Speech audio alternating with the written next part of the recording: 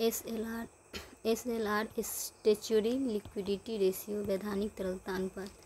वाणिज्यिक बैंकों को रिजर्व बैंक के निर्देशानुसार NDTL के एक भाग अपने पास नकद परिसंपत्तियों के रूप में रखना पड़ता है और इसे SLR कहते हैं। SLR में होने वाले परिवर्तन CRR के समान बैंकों की साख सृजन की क्षमता को गुणात्मक रूप से प्रभावित करते हैं। SLR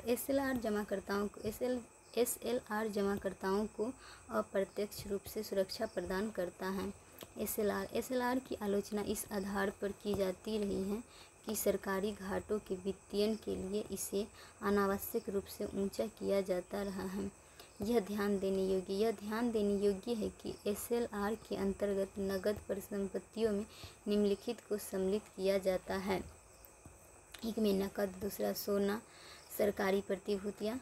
चूँकि सरकारी प्रतिभूतियों पर ब्याज मिलता रहता है, इसीलिए बैंक SLR का क्रियान्वयन मुख्य रूप से सरकारी प्रतिभूतियों के माध्यम से करते हैं। 25% को हटा दिया गया है, वर्तमान में यह 18% है। SLR की अधिकतम सीमा 40% होती है। मनी मल्टीप्लायर और CRR के साथ में, यदि CRR के साथ साथ SLR भी है तो मनी मल्टीप्लायर निम्न प्रकार होगा: डेल्टा DD बट्टा डेल्टा R बराबर 1/CRR प्लस SLR। जनता की बैंकिंग आदत और मनी मल्टीप्लायर। जनता की बैंकिंग आदत को दिखाने के लिए CDR करेंसी डिपॉजिट रेशियो का प्रयोग किया जा सकता है और यह वह अनुपात होता है जो लोग चलन को रखने के रूप में प्रयोग करते हैं। इससे ये पता लगता है कि मांग जमाओं का कितना भाग लोग नकद रूप में रखना चाहते हैं। यदि CDR अधिक है तो हम कह सकते हैं कि जनता में बैंकिंग आदत कम है। इसी प्रकार यदि CDR कम है तो जनता में बैंकिंग आदत अच्छी है। CDR की स्थिति में मुद्रा गुणक निम्न प्रकार होगा: डेल्टा DD बट्टा डेल्टा R बराबर 1/CRR plus SLR plus CRR plus SLR। LRR legally required ratio या VRR वेरिएबल रिजर्व रेशियो या reserve ratio. CRAR capital to risk weighted asset ratio, इसे पूंजी पर्याप्तता अनुपात या कैपिटल एडिक्वेसी रेशियो भी कहते हैं और यह बैंकों की कोर कैपिटल आधार पूंजी का कुल जोखिम भारित परिसंपत्तियों के प्रति एक अनुपात होता है जिसे बैंकों को बनाए रखना होता है ताकि वे आर्थिक संकटों का मुकाबला कर सकें। आधार पूंजी बैंकों की ऐसी पूंजी होती है जिसका प्रयोग वे आसानी से आर्थिक संकट के समय कर सकते हैं। इस पूंजी को रीडली अवेलेबल कैपिटल, तैयार उपलब्ध पूंजी भी कहते हैं। जोखिम भारित परिसंपत्तियों में मुख्य रूप से बैंकों द्वारा दिए गए ऋणों को सम्मिलित किया जाता है। Capital to risk weighted asset ratio बराबर कोर कैपिटल बट्टा रिस्क वेटेड एसेट्स गुने 100। CRAR या कार बराबर कोर कैपिटल बट्टा रिस्क वेटेड एसेट्स गुने 100। USA में नॉन परफॉर्मिंग लोन। वर्तमान में भारत में इसका 9% है, जबकि बेसल III मानकों के अनुसार इसका न्यूनतम प्रतिशत 8% होना चाहिए। भारत की वर्तमान CRAR का वर्गीकरण निम्न प्रकार किया जा सकता है: टायर फर्स्ट में 7% मिनिमम, कॉमन इक्विटी 5.5% मिनिमम और additional 1.5% maximum, perpetual bond 80। Tyre second में 2% मैक्सिमम, टोटल 9%। उपर्युक्त के अलावा 2.5% का कॉमन इक्विटी के रूप में CCB बराबर कैपिटल कंजर्वेशन बफर बनाए रखना पड़ता है और इस प्रकार कुल मिलाकर पूंजी पर्याप्तता का स्तर 11.5% हो जाता है। कोर कैपिटल 9% और CCB 2.5%। Economic crisis. LCR liquidity coverage ratio Basel third मानकों से संबंधित एक अनुपात जो तरलता प्रबंधन को सुनिश्चित करता है और इसे निम्न प्रकार अभिव्यक्त किया जाता है बराबर HQLA बट्टा net cash outflow in coming 30 days greater than equal to 100% as on 1 January 2019। वर्ष 2015 में इसे 60% के स्तर से लागू किया गया था और धीरे धीरे 1 जनवरी 2019 तक 100% तक इसे ले जाना था। 1 जनवरी 2019 को ये स्तर प्राप्त हो गया था, लेकिन बाद में कोरोना के कारण रिजर्व बैंक द्वारा तरलता को बढ़ाने के लिए इसे 80% कर दिया गया, लेकिन अब इसे वापस 100% कर दिया गया। LCR की तुलना SLR से की जाती है। HQLA high quality liquid asset, इसके आधार पर तय करेंगे कि कोई वस्तु HQLA है या नहीं। Easily immediately without loss of values.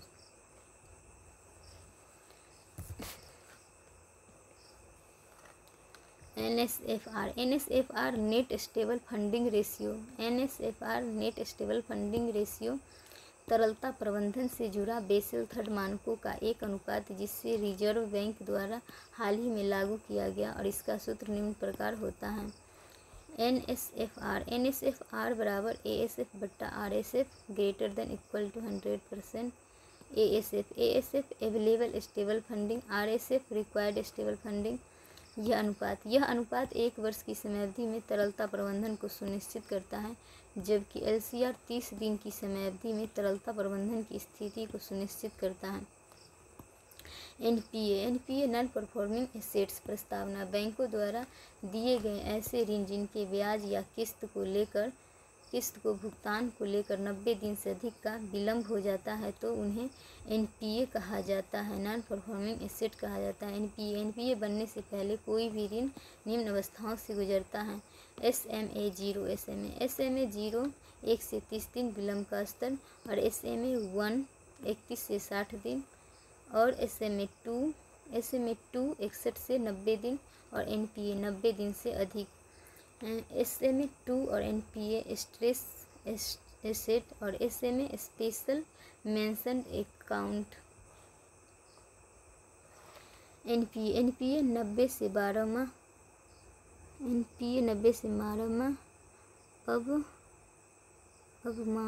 अवमानक परिसंपत्ति सब स्टैंडर्ड एसेट। NPA 90 से 12 माह और संदिग्ध 1 ईयर से 3 ईयर्स तक संदिग्ध डाउटफुल एसेट NPA का 40% और 3 ईयर्स ज़्यादा लॉस एसेट है NPA का 100%। अब स्टैंडर्ड एसेट में सुरक्षित पूर्वोपाय धनराशि सुरक्षित 15% और सुरक्षित 25% बैंक उपयोग। Specially mention account. NPA की समस्या के कारण क्रेडिट ग्रोथ पर विपरीत प्रभाव पड़ता है और इसके अलावा जमाकर्ताओं को विश्वास कमज़ोर हो जाने के कारण बैंक रन जैसे गंभीर समस्या उत्पन्न हो जाती है। ट्विन बैलेंस शीट सिंड्रोम इसे निम्न प्रकार दिखाया जा सकता है। TBS twin balance sheet syndrome, balance sheet of large corporates, balance sheet of public sector banks. Bharat में NPA का स्तर इसे निम्न प्रकार दिखाया जा सकता है। लेवल्स ऑफ NPA FSR दिसंबर 2023 और financial stability report RBI। PSEB 5.2% और PBS 2.2%, FBS 1.9%, SCBS 3.9%।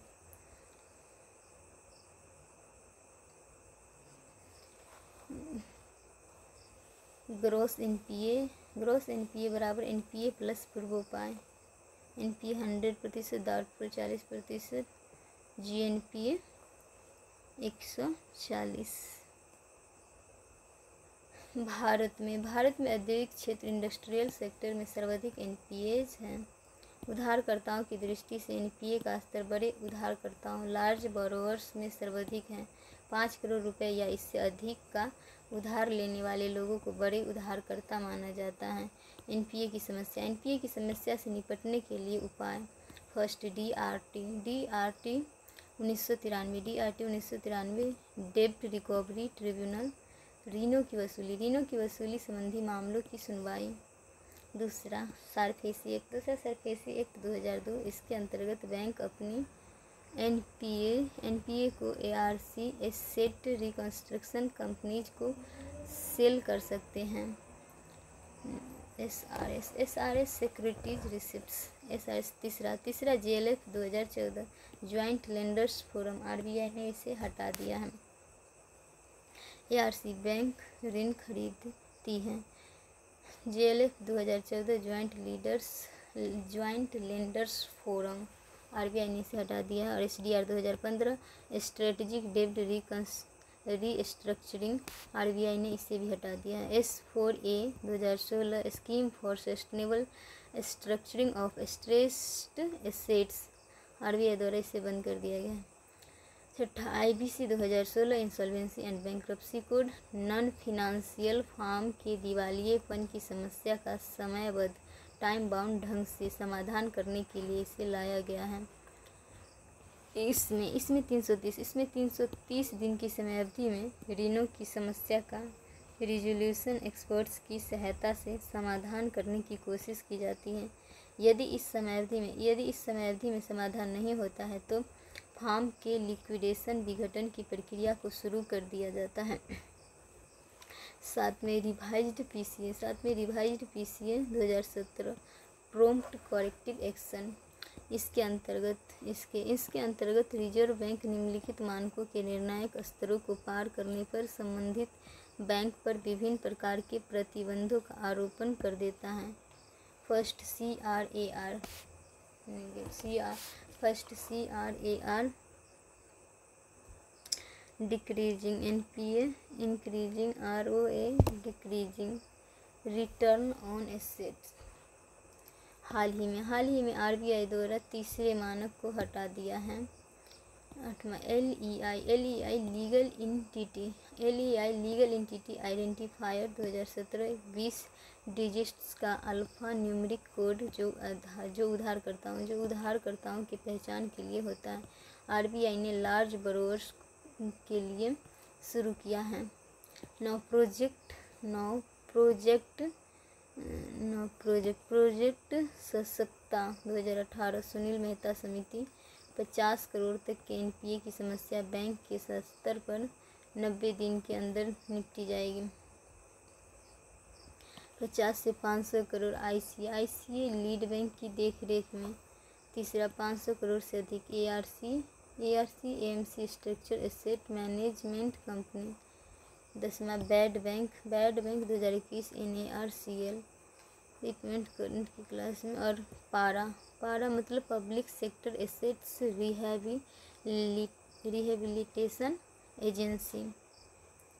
Micro finance में अर्थ कम आय वाले लोगों को कम मूल्य की विभिन्न प्रकार की वित्तीय सेवाएं उपलब्ध करना, इसे बैंकिंग फॉर द पुअर्स भी कहते हैं। CBS code bank solution. Bharat में माइक्रो फाइनेंस का क्षेत्र एक में credit, insurance, remittance of funds, धन का संप्रेषण और collection of thrift savings. Bharat में माइक्रो फाइनेंस के model. SHG model self help group और MFI model micro finance institutes bank. SHG मतलब सेल्फ हेल्प ग्रुप स्वरोजगार प्रोजेक्ट ABCD और MFI micro finance institutions ABCD। Regulation नियमन आरबीआई द्वारा note. Bharat में micro finance की शुरुआत सबसे पहले नाबार्ड द्वारा 1992 में की गई, जब उसके द्वारा SBLP SHG bank linkage programme शुरू किया गया। ई में niche bank suggested by Nachiket Mor committee, किसी विशेष समूह की आवश्यकताओं को पूरा करने वाले बैंक। पेमेंट्स बैंक और small finance bank. Payments bank जमाएं स्वीकार करते हैं अधिकतम 2 लाख तक, और पेमेंट्स बैंक ऋण नहीं दे सकता। पेमेंट्स बैंक क्रेडिट कार्ड नहीं दे सकते हैं। Payments bank mutual fund, insurance policy आदि की मार्केटिंग कर सकते हैं। पेमेंट्स बैंक जमाओं का कम से कम 75% भाग सरकारी प्रतिभूतियों में निवेश करना पड़ता है। शेष 25% भाग अन्य बैंकों में चालू या बचत खाताओं में जमा कराए जा सकते हैं। उसके बाद स्मॉल फाइनेंस बैंक्स जमाएं ले सकते हैं, ऋण दे सकते हैं। Small business units, small and marginal farmers, micro and small enterprises और अनऑर्गेनाइज्ड सेक्टर यूनिट्स के लिए कार्य करते हैं। स्मॉल फाइनेंस बैंक इनके द्वारा दिए जाने वाले कुल ऋणों का कम से कम 50% भाग ऐसे ऋणों का होना चाहिए जो ₹25 लाख से अधिक के नहीं हों। इंश्योरेंस 5 में इनके लिए PSL का लक्ष्य 75% होता है। PSL प्रायोरिटी सेक्टर लेंडिंग, प्राथमिकता क्षेत्र उधार, इसे डायरेक्टेड लेंडिंग, निर्देशित उधार भी कहते हैं। इसकी शुरुआत 1969 में की गई थी। वाणिज्यिक बैंक को कुल ऋणों का एक निश्चित भाग सरकार के निर्देशानुसार विशेष क्षेत्रों के लिए आवंटित करना पड़ता है। इसे PSL कहते हैं, प्रायोरिटी सेक्टर लेंडिंग कहते हैं। PSL में निम्न क्षेत्रों को मुख्य रूप से सम्मिलित किया जाता है। Agriculture 18%, exports, housing, BPL and weaker sections, social infra, education, micro small and medium enterprises MSME और 8 रिन्यूएबल एनर्जी, टोटल 40% नोट।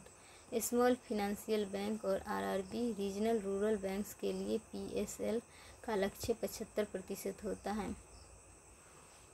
1991 में गठित नरसिम्हा समिति द्वारा ये कहा गया था कि PSL का स्तर 10% से अधिक नहीं होना चाहिए।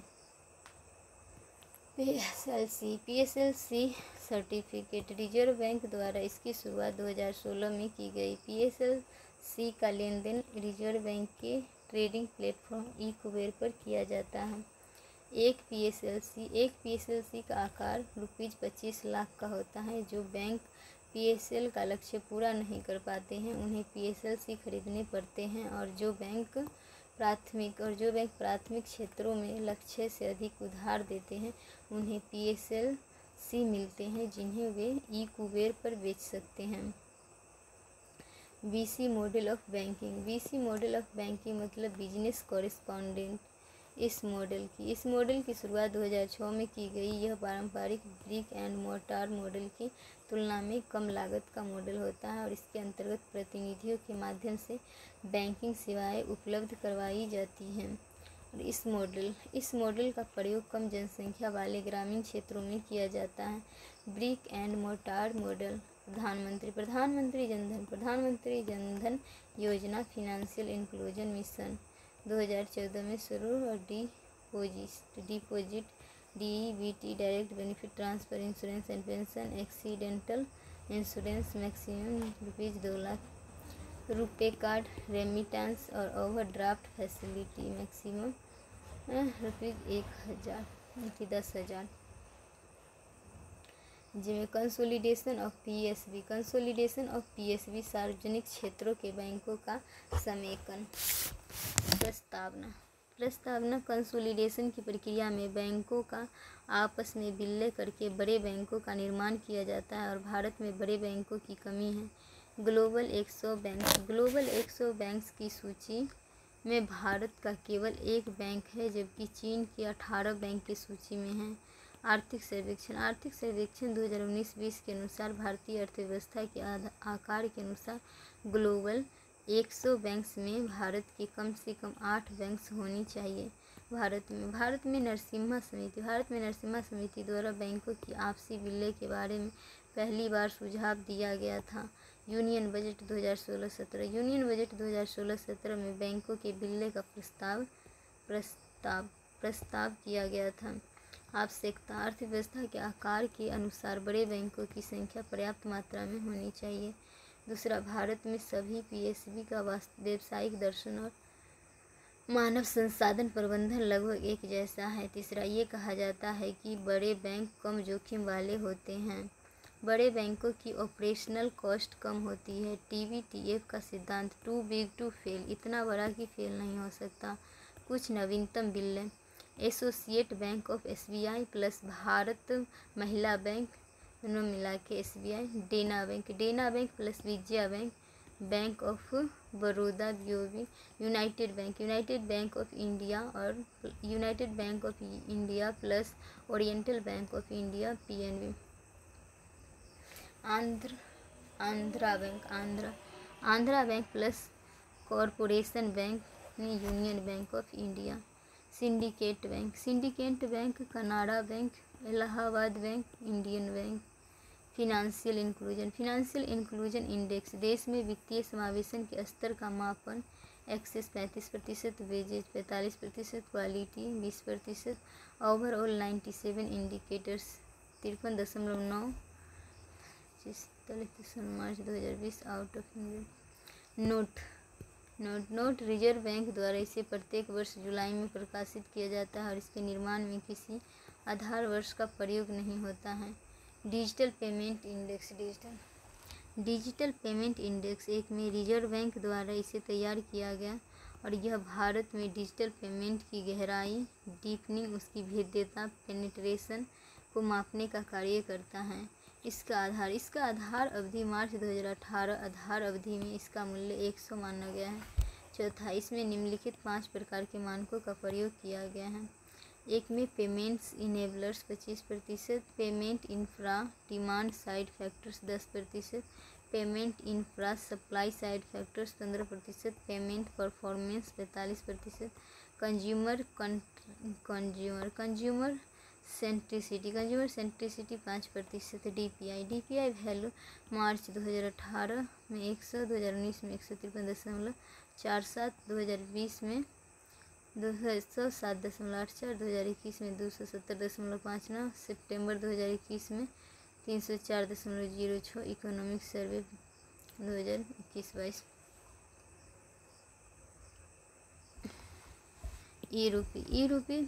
E-Rupee a person and purpose specific prepaid e-voucher launched by NPCI, व्यक्ति और उद्देश्य विशिष्ट।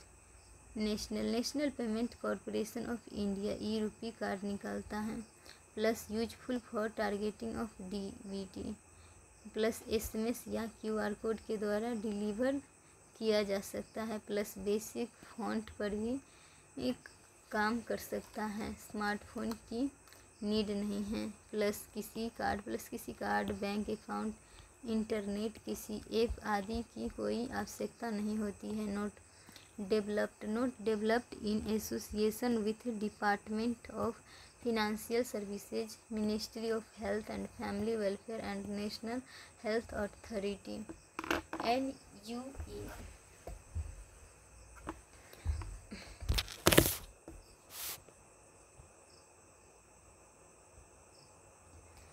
NUE।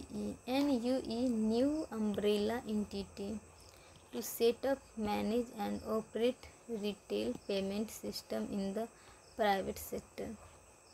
अगस्त 2020 और गाइडलाइंस जारी किया गया। For profit private companies to run retail payment system in competition with NPCI। NUE की स्थापना को लेकर भारत की सार्वजनिक क्षेत्र की बैंक सहमत नहीं है और इस विषय पर अधिक गहराई से विचार करने के लिए सितंबर 2021 में टी वासुदेवन की अध्यक्षता में 5 समितियों की एक गठन किया गया है।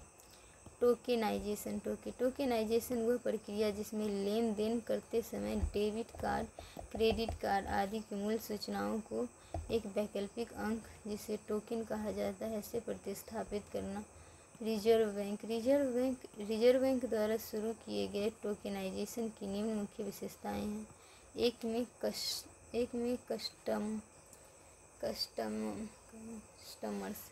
में कस्टमर्स के लिए ऑप्शनल है। दूसरा, लिमिट फिक्स की जा सकती है। तीसरा, इस सेवा की कोई फीस नहीं है। चौथा, कार्ड्स की कोई अधिकतम संख्या नहीं होती है, कितने भी कार्ड्स के लिए ये सेवा को लिया जा सकता है। 5 में डिवाइस की संख्या भी कितनी भी हो सकती है। छठा, mobile, laptop, desktop, smart watch, smart band और IoT devices, internet of thing आदि के माध्यम से इस सुविधा का लाभ लिया जा सकता है। द RBI रिटेल डायरेक्ट एक में रिजर्व बैंक द्वारा इसे फरवरी 2021 में घोषित किया गया था। दूसरा, यह एक योजना है जिसके अंतर्गत छोटे निवेशक रिटेल इन्वेस्टर सीधे GSEC गवर्नमेंट सिक्योरिटीज़ के बाजार में भागीदारी कर सकते हैं। तीसरा, इस योजना से जुड़ने के लिए रिटेल निवेशकों को रिजर्व बैंक के साथ निम्न खाता खुलवाना पड़ता है। Retail direct gilt account RDG account, ये खाता एक डीमैट अकाउंट होता है जिसमें सरकारी प्रतिभूतियाँ इलेक्ट्रॉनिक रूप में रखी जाती है। रिटेल निवेशक RBI के पोर्टल RBI रिटेल डायरेक्ट पर जाकर GSEC के बाज़ार में भागीदारी कर सकते हैं और इस पोर्टल के माध्यम से वे निम्न को एक्सेस कर सकते हैं। एक में GSEC का प्राथमिक निर्गमन। दूसरा, NDSOM negotiated dealing system order matching. GSEC के सेकेंडरी मार्केट द्वितीयक बाजार की इलेक्ट्रॉनिक प्रणाली। इसका प्रयोग पहले से जारी सरकारी प्रतिभूतियों के लेन देन के लिए किया जाता है। तीसरा, इस योजना के तहत रिटेल निवेशक निम्नलिखित सरकारी प्रतिभूतियों में लेन देन कर सकते हैं। एक में treasury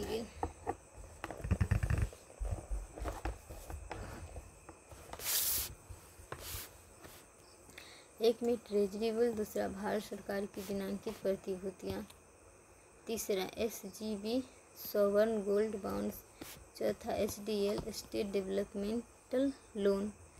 NBFC non banking financial companies अर्थ भारतीय कंपनी अधिनियम में पंजीकृत ऐसी कंपनियां जिनका मुख्य व्यवसाय वित्तीय लेन देन होता है।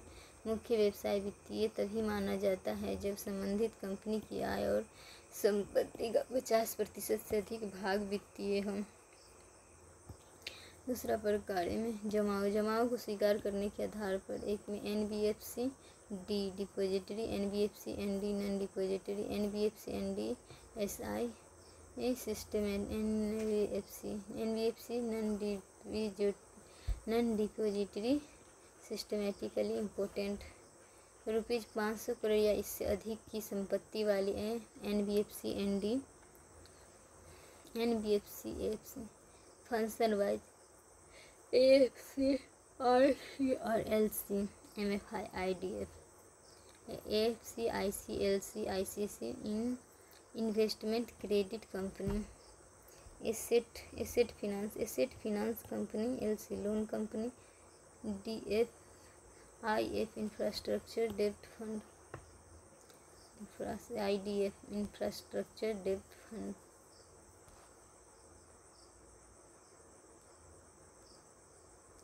तीसरा नए प्रकार। रिजर्व बैंक द्वारा NBFC के निम्न नए 2 प्रकार शुरू किए गए।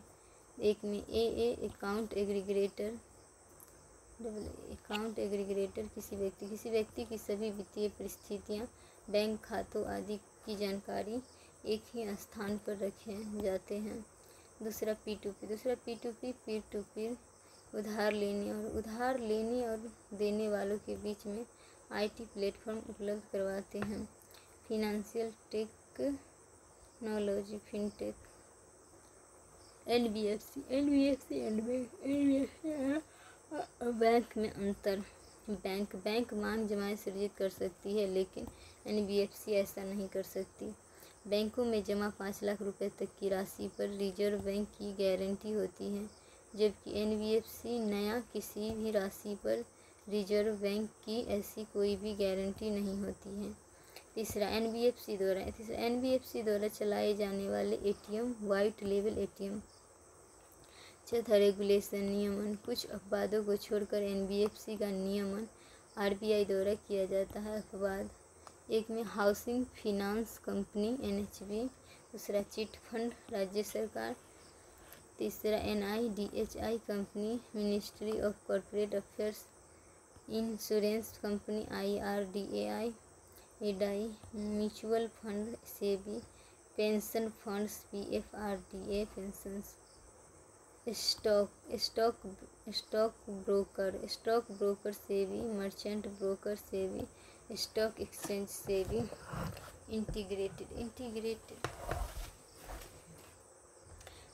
इंटीग्रेटेड ओम्बुड्समैन स्कीम,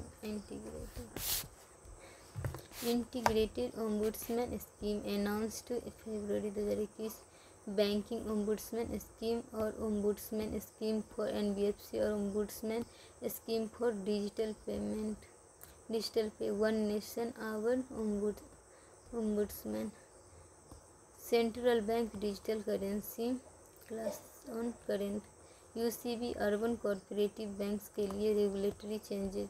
इन्हें बैंकिंग रेगुलेशन अमेंडमेंट्स एक्ट 2020 के द्वारा लागू किया गया और इस संदर्भ में निम्न परिवर्तन मुख्य है। निम्नलिखित के लिए रिजर्व बैंक की अनुमति आवश्यक होगी। एमडी/सीईओ की नियुक्ति चीफ एग्जीक्यूटिव ऑफिसर को पद से हटाना या उनके वेतन में कोई परिवर्तन करना है। दूसरा वैधानिक अंकेज को ऑडिटर्स की नियुक्ति अथवा उनको हटाना। दूसरा रिजर्व बैंक निदेशक मंडल बोर्ड ऑफ डायरेक्टर्स को भंग कर सकता है। तीसरा reserve bank UCB urban corporative banks के स्वैच्छिक अथवा अनिवार्य रूप से विलय को लागू कर सकता है। रिजर्व बैंक केंद्र सरकार की अनुमति से किसी यूसीबीएस की एक पुनर्संरचना की योजना तैयार कर सकता है। पाँचवीं रिजर्व बैंक की सलाह पर उच्च न्यायालय किसी भी यूसीबी की समाप्ति की घोषणा कर सकती है। Banking structure in India, scheduled banks RBI act 1934 के अनुसूची 2 में पंजीकृत कॉमन बैंक्स और कोऑपरेटिव बैंक्स। कॉमन बैंक्स में पीएसबी, पीवीबी और एफबीएस और कोऑपरेटिव बैंक्स में यूसीबी और डीसीसीबी और SCB. PSB public sector banks में एसबीआई, नेशनलाइज्ड बैंक्स और other IDBI bank limited. Non scheduled banks में आरबीआई एक्ट 1934 के अनुसूची 2 में रजिस्टर्ड नहीं। ICCI 1955, IDBI, IFCI 1948, the first bank, development bank और financial institution.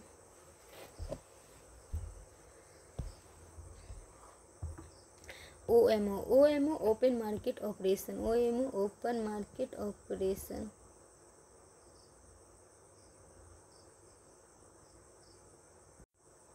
Open market operation इसके अंतर्गत रिजर्व बैंक वाणिज्यिक बैंकों के साथ सरकारी प्रतिभूतियों का लेन देन करता है और यदि रिजर्व बैंक को तरलता का स्तर बढ़ाना होता है तो ओएमओ ओपन मार्केट ऑपरेशंस के अंतर्गत वाणिज्यिक बैंकों से सरकारी प्रतिभूति खरीदता है और उन्हें नकद देने के बजाय उनकी रिजर्व बढ़ा देता है, जिसके परिणामस्वरूप वाणिज्यिक बैंक गुणात्मक रूप से तरलता का विस्तार कर सकते हैं। रिजर्व बैंक ऑफ इंडिया सिर्फ रिजर्व से बढ़ा देंगे और बॉन्ड्स 10 रुपये में, तो डिमांड डिपॉजिट बढ़ जाएगा 100 रुपया। स्टेट बैंक ऑफ इंडिया और 10 रुपया कट जाएगा। 1/CR plus SLR plus CDR बराबर 1/10% बराबर 1/0.10। इसी प्रकार यदि रिजर्व बैंक को तरलता का स्तर कम करना होता है तो वो ओपन मार्केट ऑपरेशंस के अंतर्गत सरकारी प्रतिभूतियों का विक्रय करता है और उनके मूल्य के बराबर बैंकों के रिजर्व्स को कम कर देता है। ऑपरेशन ट्विस्ट आरबीआई द्वारा दिसंबर 2019 में से पहली बार लागू किया गया था। इसे लागू करने की मुख्य उद्देश्य दीर्घकालिक बॉन्ड्स की यील्ड रेट को कम करना था। ताकि मॉनेटरी ट्रांसमिशन मैकेनिज्म को अधिक प्रभावी ढंग से लागू किया जा सके। ये देखा जा रहा था कि वाणिज्यिक बैंक एमएसएमईज, ऑटो, हाउसिंग आदि क्षेत्रों के लिए पर्याप्त मात्रा में ऋण नहीं दे रहे थे और ब्याज दरें भी रेपो दर में कटौती के अनुसार कम नहीं कर रहे थे। इसका एक कारण यह लग रहा था कि बैंक दीर्घकालिक बॉन्ड्स में अधिक निवेश कर रहे हैं और ये इसी बात को ध्यान में रखते हुए ऑपरेशन ट्विस्ट लागू किया गया। ऑपरेशन ट्विस्ट में कम समय के बॉन्डों, शॉर्ट टर्म बॉन्ड्स को बेचा गया तथा अधिक समय के बॉन्ड्स या दीर्घकालिक बॉन्ड, लॉन्ग टर्म बॉन्ड्स को खरीदा गया।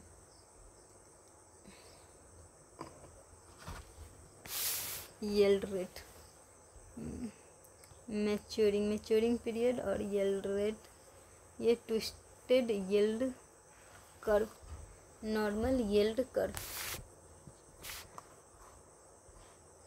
रिजर्व बैंक द्वारा रेपो रेट के माध्यम से दीर्घकालिक उधारियों, यह ध्यान देने योग्य है कि रेपो दर के अंतर्गत रिजर्व बैंक अति अल्पकाल के लिए बैंकों को तरलता उपलब्ध करवाता है, लेकिन फरवरी 2020 में उसके द्वारा पहली बार एलटीआरओ, लॉन्ग टर्म रेपो ऑपरेशन के माध्यम से 3 वर्ष तक की समयावधि के लिए बैंकों को तरलता उपलब्ध करवाएगी। इस संदर्भ में निम्न एलटीआरओ का प्रयोग किया गया। LTRO February 2021 at repo rate credit loan to productive sectors ₹1,00,000 crore plus improving monetary transmission mechanism TLTRO।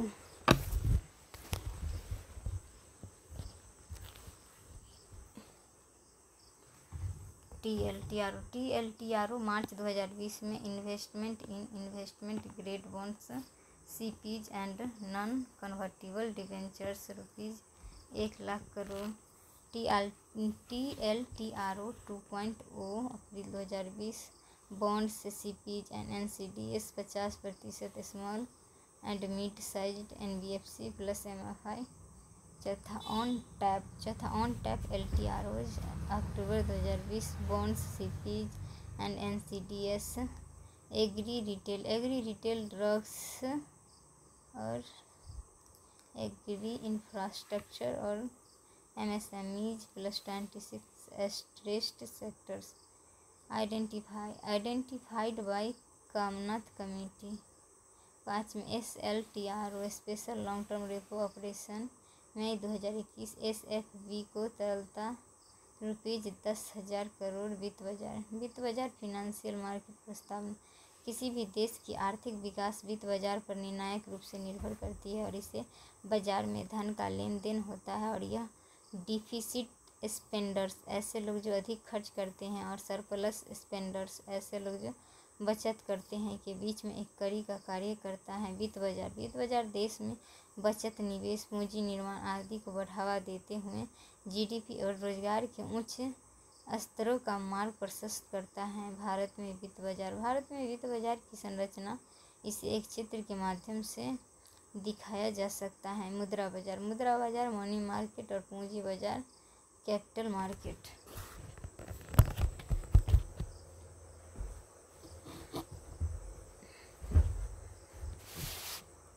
Money market अल्पकालिक धन का लेन देन और कैपिटल मार्केट दीर्घकालिक धन का लेन देन। अल्पकालिक धन का लेन देन में 1 वर्ष तक के लिए धन का लेन देन और 1 वर्ष से अधिक के लिए धन का लेन देन कैपिटल मार्केट। भारत में मुद्रा बाजार की संरचना संगठित call money market, notice money market, interbank term money market और सीबीएलओ, सीपीज, सीडीज और बिल्स, कॉमन बिल्स और ट्रेजरी बिल्स और कैश मैनेजमेंट बिल्स। असंगठित हुंडी साहूकार मित्र रिश्तेदार ईटीसी। नोट हुंडिया प्राचीन समय में धन के स्थानांतरण अथवा धन के लेन देन का उपकरण होती थी। इनमें किसी विशेष राशि का भुगतान करने के लिए कहा जाता था और ये 2 प्रकार की होती थी, दार्शनिक हुंडी और मुद्दती हुंडी। हुंडियाँ व्यापारी वर्ग द्वारा जारी की जाती थी। कॉल मनी मार्केट बैंकों के बीच में चलने वाला ऐसा बाजार होता है जिसमें एक दिन के लिए धन का लेन देन किया जाता है। इस बाजार में उतार चढ़ाव का स्तर होता है। इस बाजार में धन की मांग की मुख्य भूमिका होती है। ब्याज दर के निर्धारण।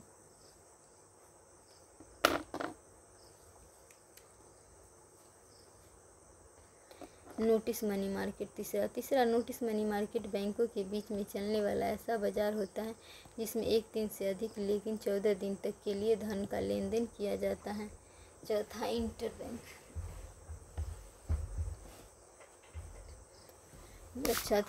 Interbank term money market.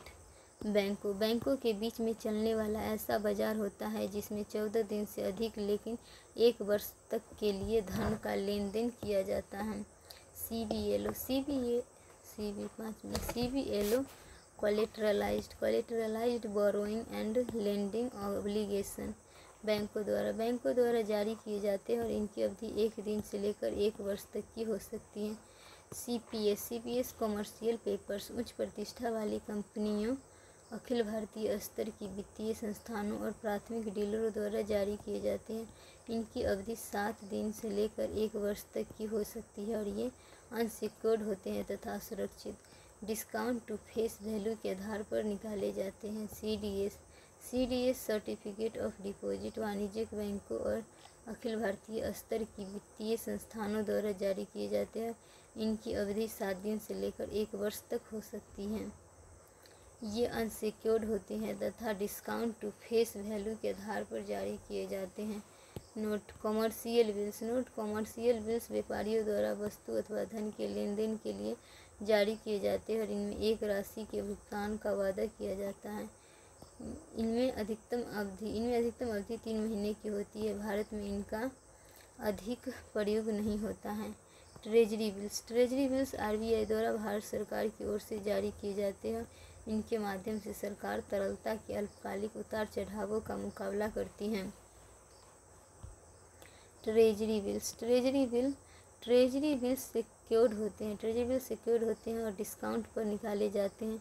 वर्तमान में भारत में निम्नलिखित ट्रेजरी बिल्स जारी किए जाते हैं। Ways and means advance. First में 91 डेज ट्रेजरी बिल्स, दूसरा 182 डेज ट्रेजरी बिल्स, तीसरा 364 days treasury bills WMA। Ways and means उपर्युक्त के अलावा 14 दिन के ITBS इंटरमीडिएट ट्रेजरी बिल्स भी जारी किए जाते हैं जिन्हें राज्य सरकार खरीद सकती है और यह ध्यान देने योग्य है कि राज्य सरकारों ट्रेजरी बिल्स नहीं जारी कर सकती। Cash management bills reserve bank द्वारा भारत सरकार की ओर से जारी किए जाते हैं और ये ट्रेजरी बिल के समान ही होते हैं, लेकिन ये निम्न 2 बातों को लेकर उनसे अलग होते हैं। एक में इनकी अवधि 91 दिनों से कम होती है। दूसरा, इनकी अवधि को लेकर कोई निश्चित मानक नहीं होता है, अर्थात ये नॉन स्टैंडर्ड होते हैं। स्टैंडर्ड गुड्स और मास प्रोडक्शन नोट भारत में रिजर्व बैंक द्वारा मुद्रा बाजार का नियमन किया जाता है। कंपनियों का मिलने वाली पूंजी, एक में भागीदारी देने वाली पार्टिसिपेटरी कैपिटल, अंश पूंजी शेयर कैपिटल और अंशपत्रों शेयर्स, समता अंशपत्र इक्विटी शेयर, अधिमान अंशपत्र प्रीफरेंस शेयर। भागीदारी नहीं देने वाली नॉन पार्टिसिपेटरी कैपिटल, ऋण पूंजी, डेब्ट कैपिटल, बॉन्ड, डिवेंचर आदि। समता अंशपत्र इक्विटी शेयर्स में मुनाफा पूर्व निर्धारित नहीं होता है और प्रीफरेंस शेयर में पूर्व निर्धारित दर पर मुनाफा मिलता है। उससे पहले मुनाफा दिया जाता है। प्रीफरेंस शेयर में इक्विटी शेयर इन्हें सबसे बाद में मुनाफा मिलता है और हानि ग्रहण करते हैं, देयता ग्रहण करते हैं। लिमिटेड अनलिमिटेड कोई सीमा नहीं होती है, अंकित मूल्य तक मताधिकार मिलते हैं। इक्विटी नीचे में मताधिकार नहीं मिलती है प्रेफरेंस शेयर में, देयता ग्रहण नहीं करते प्रेफरेंस शेयर में, हानि ग्रहण नहीं करते प्रेफरेंस शेयर में। भारत के इक्विटी बाजार, भारत के इक्विटी बाजार की संरचना NIM new issue market, primary market कंपनियों द्वारा पूंजी एकत्रित की जाती है और नई इक्विटी जारी की जाती है। Old issue market OM, old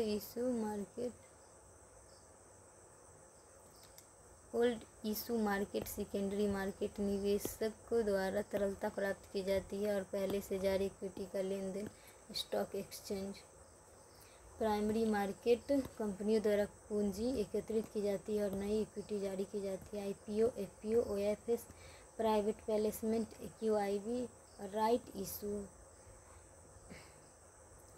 जब कोई भी कंपनी पहली बार जनता के समक्ष इक्विटी को बेचने का प्रस्ताव करती है तो इसे IPO, इनिशियल पब्लिक ऑफर कहते हैं।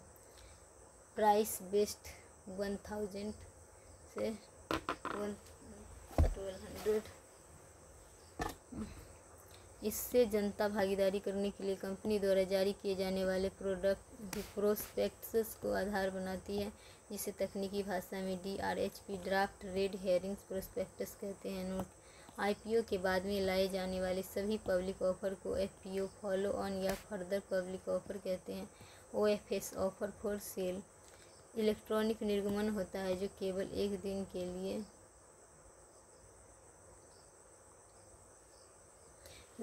के लिए खुला रहता है। लोगों द्वारा शेयर बाजार की इलेक्ट्रॉनिक प्रणाली के माध्यम से इसमें भागीदारी की जाती है और यह फास्ट इशू का एक उदाहरण है। नोट में प्राइवेट प्लेसमेंट में कंपनियां पब्लिक ऑफर लाने के बजाय कुछ विशेष निवेशकों को अपनी इक्विटी बेचती हैं। Note: QIB qualified institutional placement में अपनी equity QIB qualified institutional buyers को बेचती है, पब्लिक ऑफर कहलाती हैं। Note: right